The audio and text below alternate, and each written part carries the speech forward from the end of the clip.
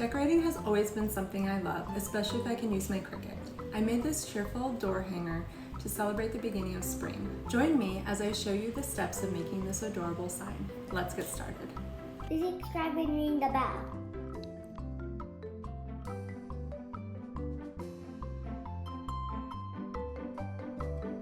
Okay, now I'm going to show you some tips and tricks in Design Space on how to make your Hello Spring door hanger successful. So the first thing that I like to do is I like to have this circle, and I measured my round specifically, and mine was around 15 inches, but I'm going to make mine slightly smaller to make sure that I don't oversize my letters. And I'm going to also just make mine kind of like a light brownish color, just so I can see what it would look like.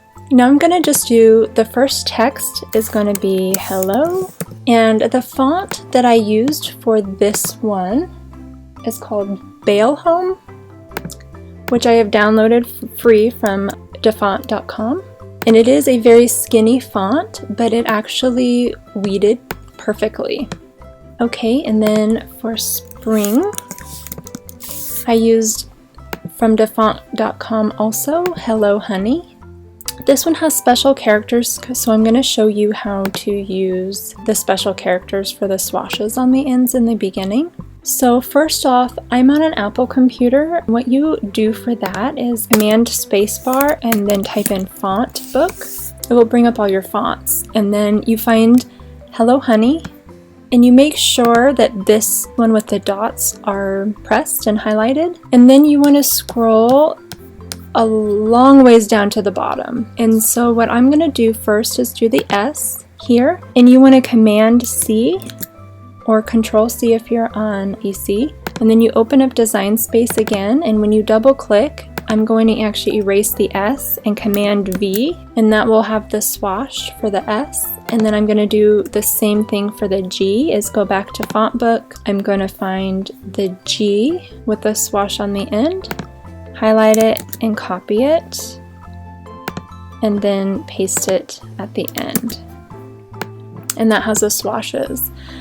Now I'm going to come up here to letter spacing, and I'm just going to decrease until I am happy with the way they line up. And that looks good, and I'm just going to bring it down here about where I plan to have it. And I decided to make mine a little bit wider and longer, but make it the size that you like. I also want to have some room for the top for my bow and my greenery. Then prior to printing, you want to make sure that you hide the circle. This is only for sizing purposes, so you can get a feel for how you want your wood round to look like, and make sure that your sizing is good. So then you go ahead and hide this. And again, I made mine both black, but feel free to make them any color that you would like. Before you go to make it, you want to make sure that you weld these.